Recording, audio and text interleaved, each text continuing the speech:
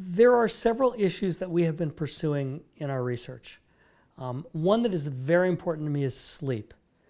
And the reason that sleep is important is because kids don't get enough sleep. Teenagers are supposed to sleep around 9 hours a night. That's laughable. No teenager sleeps 9 hours a night. Never did sleep 9 hours a night, because we know that teenagers sleep about 6 hours a night during the week, and on the weekends they cram a lot of sleep in, they take a lot of naps, and they make up for some of that loss of sleep, but they run at about a 12-hour per week sleep debt. When you introduce technology, what LED-based technology does is two things. One, if you're using it at nighttime, the natural processes, biochemical processes at night, is for melatonin to be slowly released in the evening, slowly leaked into your brain, eventually putting you to sleep.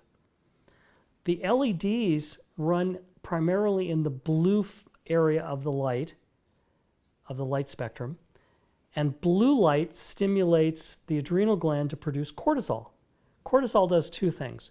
One, it slows down the melatonin output from the pineal gland, and two, it wakes you up.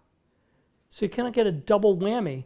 So we've done several studies on sleep and published a big study on sleep and discovered that basically kids were using their phones right up to bedtime. The majority, 75% of them, sleep with their phones next to the bed, either on or on vibrate.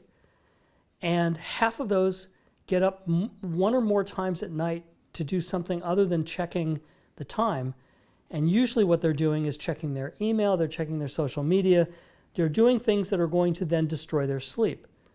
So what we did is put together this model of how to predict a bad night's sleep, and it turned out that it's a combination of poor executive functioning. They're just making poor decisions. Leaving your phone next to your bed is not a good idea at night. That's just a poor executive function. Anxiety. And then those both drive you to use your technology at night, to keep it close by, and give you a poor night's sleep.